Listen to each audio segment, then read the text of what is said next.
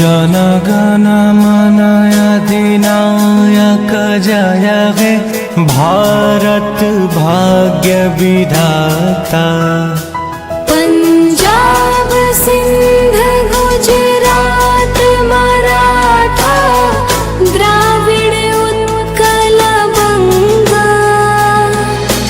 विंध्य हिमाचल यमुना गंगा उच्छल जलधि तरंगा। तव शुभ नामे जागे तव शुभ आशीष मांगे। गाहे तव जय गाथा जनगण मंगलदायक जय हे भारत भाग्य विधाता। जय हे जय हे जय हे।